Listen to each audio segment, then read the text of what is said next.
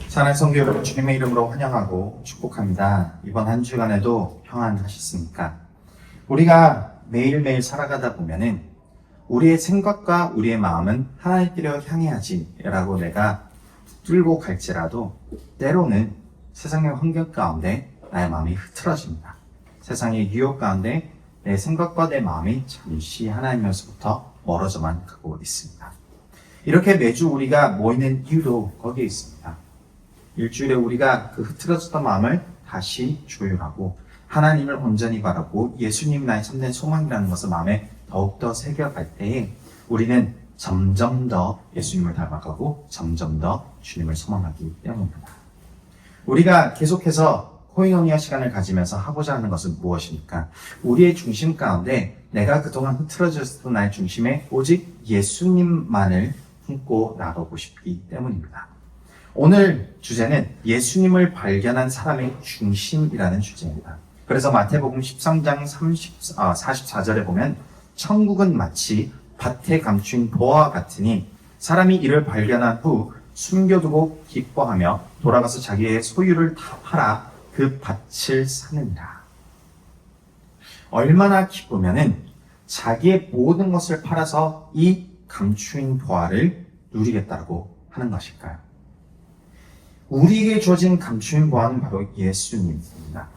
우리가 예수님을 온전히 발견한 순간 우리 인생의 모든 것은 아무것도 아니게 됩니다. 그것은 경험한 사람만이, 그것은 내가 깨달은 사람만이, 그것은 맞닥뜨린 사람만이 알 수 있는 참된 기쁨이자 소망이라는 것이죠. 이것을 오늘 팀 켈러 목사님의 그 세 번째 챕터인 물질, 특히 돈에 대한 우상과 함께 우리가 보기를 원합니다.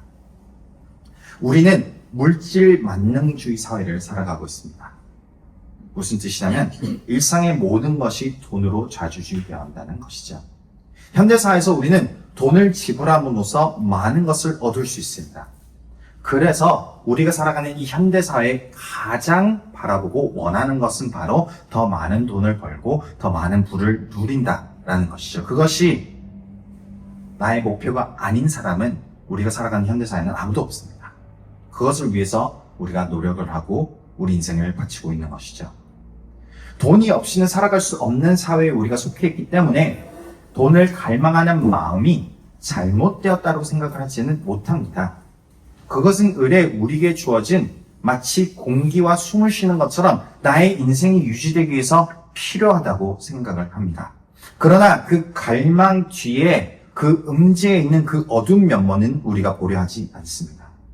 돈이 우리에게 주는 그 나를 망가뜨리는 부분들은 우리가 되레 무시를 합니다. 그리고 우리는 더 많이 있으면, 더 많이 누리면 좋을 것만 같은 희망과 소망의 회로를 돌리곤 하죠. 이 부분을 팀 켈러 목사님은 프리드리히 니체를 설명함으로써 우리에게 다가오는데 이것은 우리 내가 만든 신책의 99쪽에 나와 있습니다.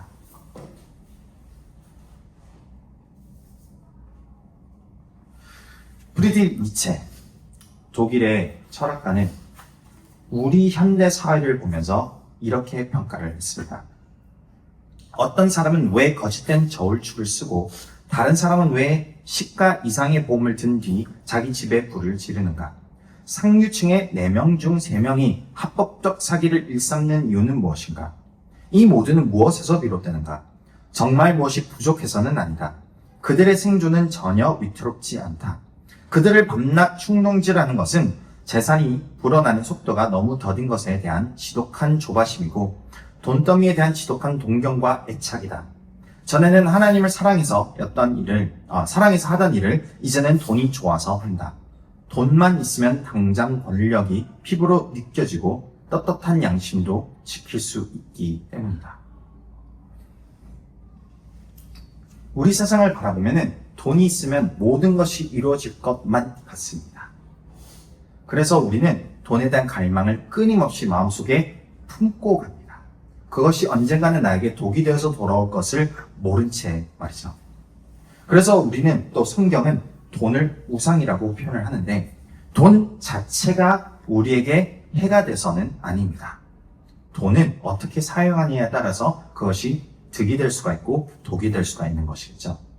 돈이 우상이 아니라 돈이 해결해주는, 돈이 약속하는, 돈이 우리에게 품는 그 나의 우상에 이루어질 것만 같은 통로이기 때문에 돈이 우리에게 우상이 된다는 것이죠. 그래서 팀 켈러 목사님은 돈을 표면적 우상이라고 표현하고 내 마음에, 내 중심에 실제로 품은 우상이 바로 근본적 우상이라고 표현하셨습니다. 116쪽에 보면은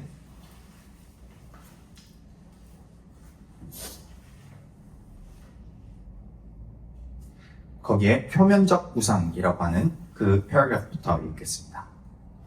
표면적 우상은 근원적 우상이 자신을 충족시키려는 통로로서 돈, 배우자, 자녀 등에 해당한다. 우리는 우상의 구조를 피상적으로만 분석할 때가 많다. 예컨대 돈은 더 깊은 충동을 채우기 위한 표면적 우상일 수 있다. 어떤 사람은 자기 삶과 세상이 통제하는 수단으로서 많은 돈을 원한다. 이들은 대개 돈을 많이 쓰지 않고 아주 검소하게 살아간다. 안전하게 다 저축하고 투자해둔다. 그래야 세상이 철저히 안전하게 느껴지기 때문이다. 어떤 사람은 인맥을 쌓거나 미모와 매력을 가꾸려고 돈을 원한다. 이들은 아낌없이 자신에게 돈을 쓴다. 그런가 하면 돈에 딸려오는 엄청난 권력으로 남을 지배할 수 있기 때문에 돈을 원하는 사람도 있다. 모두 돈이 우상인 경우지만 근원적 우상이 다르니 거기서 비롯되는 행동 양식도 아주 다르다. 이 표면적 우상이 되는 돈은 우리에게 약속을 합니다. 무엇을 약속하는지 아십니까? 안전, 평강, 기쁨, 소망, 힘, 능력을 약속합니다. 그 돈이 있으면 마치 내가 모든 것을 이룬 것처럼 약속을 하는 것이죠. 그래서 우리 마음 가운데 자리를 잡는 것입니다. 내가 갈망했던 것을 채워줄 수 있을 것만 같으니까. 그런데 그 약속은 돈만 하는 것이 아닙니다. 하나님도 우리한테 동일하게 약속을 한다는 것이죠. 그래서 마태복음 6장 24절을 보면은 이렇게 기록되어 있습니다. 한 사람이 두 주인을 섬기지 못할 것이니 혹 이를 미워하고 저를 사랑하거나 혹 이를 중히 여기고 저를 경히 여김이라. 너희가 하나님과 재물을 겸하여 같이 섬기지 못하느니라. 왜 그럴까요? 둘 다 동일한 약속을 하고 있기 때문입니다. 둘 다 우리에게 주는 약속이 똑같기 때문에 우리는 한쪽에 치우치거나 다른 쪽에 치우치거나 둘 다 우리가 붙들어서 갈 수는 없습니다. 우리는 어느 쪽에 귀를 기울이냐에 따라서 내 인생에, 내 삶에 그게 마음이 뺏기기 마련입니다. 돈이 주는 약속이 내 인생 속에서 이게 더 중요하다라고 한다면은 나는 무의식적으로 돈이 내 중심의 표면적 우상이 되어서 내 근원적 우상을 해결하고자 할 것입니다. 그러나 하나님이 내 주인이 된다면은 이 표면적 우상인 돈도 나에겐 더 이상 문제가 되지 않는다는 것이죠. 이것을 우리가 어떻게 알 수 있을까? 우선 우리는 한 가지 사실을 잊어버리면 안 됩니다. 무엇이냐? 하나님이, 예수님이 우리에게 다가오시기 전에는 우리는 돈에부터, 그 노예에부터 벗어날 수 있는 길이 없습니다. 우리가 생각하는 가장 큰 기쁨은 돈이 있기 때문인 거죠. 그러는 역사적인 모든 배경을 봐도 똑같습니다. 오직 예수님이 오셨으므로 우리에게는 그보다 더 큰 기쁨을 누릴 수 있는, 믿을 수 있는, 택할 수 있는 우리의 삶에 기쁨이 주어진다는 것이죠. 성경은 이것을 우리에게 적나라하게 보여주는데 바로 한 사람인 삭개오라는 사람을 통해서 우리에게 보여줍니다. 삭개오를 굳이 택하여서 성경 누가복음이 우리에게 알려주는 이유가 있습니다. 바로 삭개오는 우리의 마음을 대변하는 거울과 같은 존재이기 때문입니다. 삭개오에 대한 배경을 잠시 설명드리겠습니다. 삭개오는 누구인가? 성경 기록에 보면은 세리, 또 그 중에서 가장 높은 자리인 세리장이라고 표현을 합니다. 그 당시 세리는 멸시당하는 사람들이었습니다. 자기 종족, 자기 나라를 팔아서 부를 축적하는 사람들이 세리. 그 중에서도 으뜸이고 최고이니까 세리장이었으면 얼마나 사람들이 욕해댔겠습니까? 우리나라 한국인 입장으로 생각해 보면은 일제강점시대 때 조국을 팔아넘긴 사람들을 생각해 보시기 바랍니다. 그 중에서도 으뜸인 사람이라고 생각해 보시기 바랍니다. 얼마나 웬만한 일반 사람들은 화가 치밀어 오르겠습니까? 지금까지도 용서를 못하는 사람들이 그런 부류의 사람들이지 않습니까? 그게 삭개오입니다. 그리고 성경은 우리에게 무엇을 알려주는지 아십니까? 우리에게도 비슷한 조건이 부합되면 삭개오와 같은 선택을 내릴 수 있다는 것입니다. 왜 그럴까요? 로마 시대 때 그 상황을 설명하고 헤아리면 조금 더 이해가 쉬울 것입니다. 로마 시대 때 로마 제국은 많은 곳들을 식민지로 삼아서 지배를 했습니다. 그리고 그 나라들에게 아주 무거운 세금을 걷었습니다. 왜 그랬을까요? 그 나라들이 부유해지고 막강해지면 다시 대들 수 있기 때문입니다. 그래서 많은 세금을 걷어감으로써 가난하게 남겨둠으로써 이 나라들이 평생 로마 제국에 포함되어서 그렇게 살아갈 수 있도록 하는 것이 그 당시의 세금 제도였습니다. 그래서 이스라엘 유대인들도 마찬가지였습니다. 유대인들에게는 너무나도 많은 세금이 거쳐갔습니다. 그렇기 때문에 본인이 이 로마의 세금에 대해서 자기가 내지를 못하면은 또 그거에 대한 피해와 그거에 대한 자기 심지어는 자기가 죽을 수도 있는 상황이 처할 수 있다는 것이죠. 그게 그 당시의 로마였습니다. 근데 이 로마의 법을 피해갈 수 있는 자기 목숨을 구할 수 있는 유일한 방법이 있으니 바로 세리가 되는 방법이었습니다. 자기의 종족을 배신해서 세리가 되면은 가장 먼저 주어지는 것은 여유로움과 부였습니다. 즉 안정된 삶과 내가 지금 이 힘겨운 삶에서 벗어날 수 있는 평강, 기쁨, 이 돈이 나를 구원해 줄 수 있다라고 약속을 한다는 것이죠. 그리고 그 순간 로마 군사들을 보냅니다. 그래서 그 군사들이 집을 둘러싸서 보호를 해주는 것이죠. 그래서 안전, 보호, 생명, 위협 이 모든 것에서 자기는 여유로운 삶을 살 수 있었습니다. 무엇만 하면? 조국을 배신만 하면. 인간의 마음은 그렇습니다. 내가 살기 위해서는 무엇이든 합니다. 그것을 언제 할 수 있는지 아십니까? 우리의 본능은 우리가 거스를 수 있는 힘이 없다는 것을 언제 하냐면은 차가 막힌 곳에서 화장실을 가고 싶을 때입니다. 인간의 본능은 내가 의지를 가지고 한다고 거스를 수 있는 것이 아닙니다. 그게 삭개오의 모습입니다. 본능적으로 본인도 살고 싶었을 것입니다. 역사 기록을 찾아보면 세리가 자기가 되고 싶어서 되는 게 아니라 밀려 사회의 가장 낮은 층에서 세금을 못 내고 자기의 자녀, 자기의 아내, 자신도 십자가 처형을 받기 직전에 그제서야 자기는 저 세리 하겠습니다 라고 고백을 하는 사람들인 것이죠. 그런데 인간의 욕심은 거기서 멈추지 않다는 것을 또 삭개오를 통해서 볼 수가 있습니다. 그러면 그냥 세리만 하면 될 것을 어느 순간 삭개오는 세리장이 되었었습니다. 즉 그것을 통해서 자기는 계속 부를 축적하기 시작했다는 것이죠. 자기의 마음의 공허함, 두려움, 그 보호를 위해서 자기는 더 열심히 부를 축적하기 시작했다는 것입니다. 어떻게 해서요? 자기 옆에 있는 사람들의 돈을 갈취해서입니다. 그게 삭개오의 모습입니다. 그리고 성경은 우리에게 이야기를 합니다. 우리 삶 가운데 그러한 순간이 주어진다면 우리 또한 이 삭개오와 같은 모습에서 멀리 벗어나지 못한다는 것이죠. 그런 삭개오의 마음은 공허했을 것입니다. 그 수치 가릴 수 없었을 것입니다. 날마다 두려움 속에 살았을 것이고 날마다 자기를 바라보는 그 날카로운 시선들을 피해서 자기는 꽁꽁 그 자기가 세웠던 자기 작은 그 보호막 안에서 매일같이 두려움 속에 떨면서 살았을 것입니다. 그런 삭개오의 이 입장 가운데 무엇이 일어나냐면은 예수님이 오신다는 소문이 그의 삶 가운데 일어납니다. 들려옵니다. 그래서 삭개오가 무엇을 하는지 아십니까? 자기의 자존심을 버리고 자기 안정된 그 장소를 뛰쳐나와서 예수님을 만나고자 밖으로 나옵니다.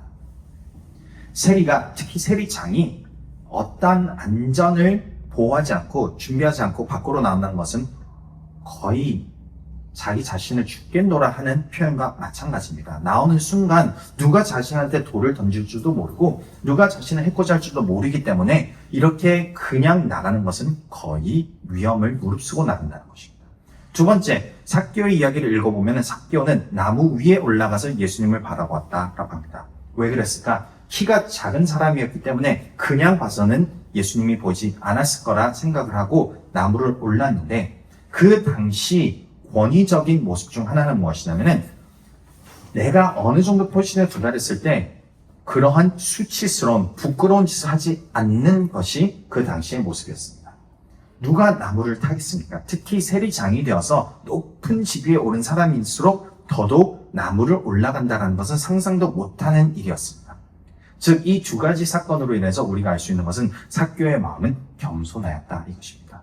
무엇을 위해서? 예수님을 한 번이라도 보기 위해서. 이것은 삭개오의 그 공허함을 아주 적나라하게 보여주는 것이죠. 이 세상에 돈은 우리에게 이러한 모습만 만들어낼 뿐입니다. 내가 돈을 더 많이 가졌다고, 내가 부를 더 많이 축적했다고 내 인생의 모든 것이 채워지는 것은 아닙니다. 더 많으면 많을수록 우리 인생 가운데 무엇이 사라집니까? 관계가 사라집니다. 로또 당첨자들의 이야기를 들어보신 적 있으십니까? 로또가 당첨되는 순간 무엇을 합니까? 인연을 끊고 삽니다. 친구 연락 안 합니다. 가족 연락 끊습니다. 돈이 생기면 생길수록 내 인생은 외로움만 더 가득 차고요. 돈이 생기면 생길수록 나를 향해서 공격하고 나에게서 무엇을 얻어내려고 하는 그 위험성만 더 커지고 나는 더 피폐해지고 더 힘들어지고 더 공허해지는 삶으로 미끄러지는 것입니다. 우리에게 보여주는 모습이라는 것이죠.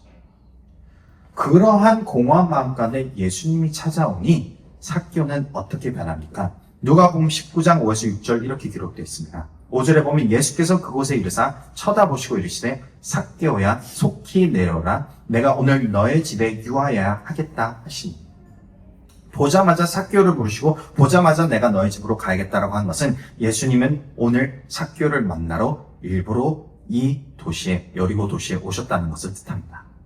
그런데 6절에 보면 급히 내려와 즐거워하며 영접하고, 예수님을 즐거이 영접하였다는 표현은 성경에서도 거의 기록이 없습니다. 당시 종교 지도자들도, 당시 제자들도 예수님을 기뻐이 영접한다는 표현은 없습니다. 그런데 죄인 중에 죄인인 삭개오, 그 돈을 많은 부를 축적하고도 자기 인생에 아무것도 없는 것 같은 그 느낌을 가진 삭개오는 무엇을 합니까? 예수님을 만나는 순간 즐거워하여, 심히 기뻐하여 라는 표현입니다. 그래서 그 만남과 동시에 삭개오는 예수님과 대화가 어떻게 이루어졌는지 성경은 기록하지 않습니다. 예수님이 말씀을 꺼내기도 전에 8절에 보니 삭개오가 서서 주께 여짜되 주여 보시옵소서 내 소유의 절반을 가난한 자들에게 주겠사오며 만일 누구의 것을 속여 빼앗은 일이 있으면 내 갑절이나 갚겠나이다. 어느 순간 세리장, 그 계속해서 자기가 빼앗아 왔던 사람이 어느 순간 예수님을 만나니 자기는 다 드리겠습니다 라고 하고 있는 것입니다. 이게 예수님을 만난 사람의 모습이라는 것이죠. 이게 오늘 우리가 처음 읽었던 마태복음 13장 44절의 그 비유에 대한 모습입니다. 천국은 마치 밭에 감춘 보화와 같으니 사람이 이를 발견한 후 숨겨두고 기뻐하며 돌아가서 자기 소유를 다 팔아 그 밭을 사느니라. 이 숨겨진 감춘 보화는 누구입니까? 예수님입니다. 우리가 예수님을 온전히 맞닥뜨리면 어떻게 되는 줄 아십니까? 내 인생의 모든 것은 아무 의미가 없어집니다. 왜냐하면 참된 의미를 찾았기 때문입니다. 참된 진리를 내가 목격했고 경험했기 때문인 것은. 그래서 이 세상에 아무것도 나에게는 값어치가 있는 것이 아니게 되는 것이죠. 그게 삭개오였습니다. 그동안 살아왔던 자기 인생의 모든 부를 축적했던 것이 예수님을 만나니 아무것도 아니게 되었다는 것이죠. 이것을 또 다른 성경 인물에서 우리가 찾아볼 수 있는 것은 바로 사도 바울입니다. 당시 사도 바울은 너무나도 안전한 삶을 살아왔던 사람입니다.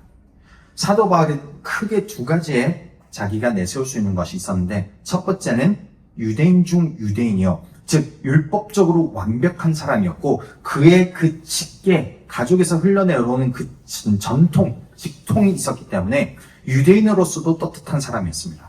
두 번째는 로마 시민이었습니다. 로마 제국에서 로마 시민이라면은 그 사람은 아주 부유한 사람이라는 것을 뜻합니다. 돈이 많다는 것을 증명한다는 것이죠.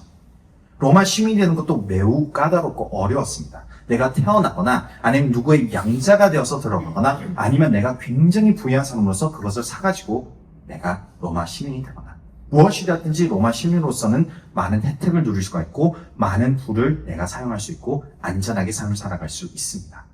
바로 이 두 가지를 넣고 평생을 살아갈 수 있었음에도 바울은 무엇을 고백합니까? 빌립보서 3장 8절에 보면 또한 모든 것을 앞서 말씀드린 그 두 가지 조건을 해로 여김은 내 주 그리스도 예수를 아는 지식이 가장 고상하기 때문이라. 내가 그를 위하여 모든 것을 잃어버리고 배설물로 여김은 그리스도를 얻고. 이 배설물이라는 표현이 참 중요합니다. 왜 그러냐면 내 인생의 모든 것들은 예수님을 바라보니 배설물처럼 보인다, 느껴진다 라는 것입니다. 사도 바울이 무엇을 깨달았기에, 무엇을 알았기에, 무엇을 바라보았기에 이렇게까지 표현하는 것일까요? 바로 다메섹 그 길에서 예수님을 온전히 만나기 때문입니다. 우리 인생도 마찬가지입니다. 내가 예수님의 그 복음을, 예수님의 그 사랑을 깨닫고 이해하고 더 깊이 만난 만큼 내 인생의 나머지는 점점점 더 배설물로 여겨집니다. 그래서 팀 켈러 목사님 책 119쪽으로 가보시면은 바울에 대한 이러한 설명도 다음과 같이 나와 있습니다.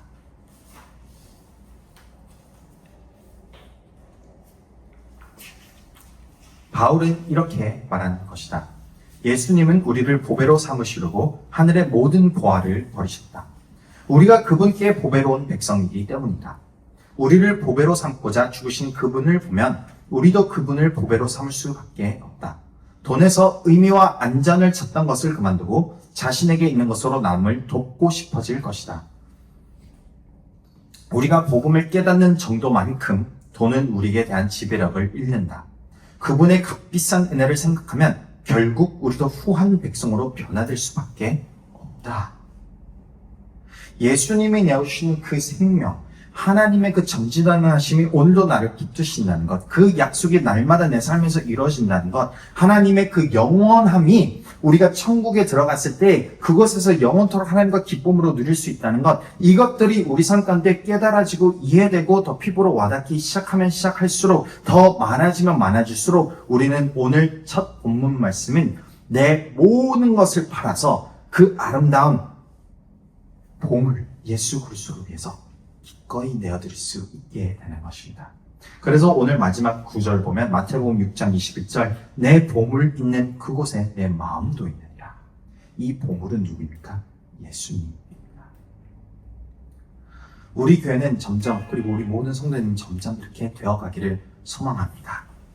우리 인생에서 내가 더 이상 돈에 대해서 묶여있지 않고 더 이상 이 세상에 이야기하는 방향성, 더 많은 부를 축적하면은 그걸로 인해서 나는 안전해지고 마음이 편안해지고 내가 기뻐할 수 있다. 이 거짓된 약속에서 벗어나고 예수님만 바라보기 시작하면은 그 인생의 그 기쁨을 이루 말할 수 없습니다. 그리고 참 이 말씀과 오늘 우리의 선교에 덜맞다라고 생각하는 것은 이거입니다. 오늘 우리는 이제 저와 저희 아내와 또 한 분이 더 추가되셔서 우리 고집사님과 함께 그리스 선교를 떠나게 됩니다. 선교를 위해서 많은 분들이 동참해 주셨습니다. 밖에 보시면 가방도 꽉꽉 채웠습니다. 네, 심지어 하나를 더 추가를 했습니다. 이번에 들어가는 비용만 해도 천문학적이라고 느껴집니다. 우리가 왜 이렇게까지 하는 것일까요?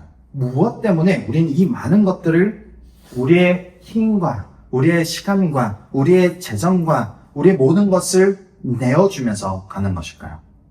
예수님이 주신 기쁨이 더 크기 때문입니다. 그것을 나누고 주고 싶은 우리의 마음 가운데 그 마음이 우리를 움직이시고 날마다 예수를 닮아가는 그 모습이 점점 우리를 그쪽으로 이끌기 때문입니다.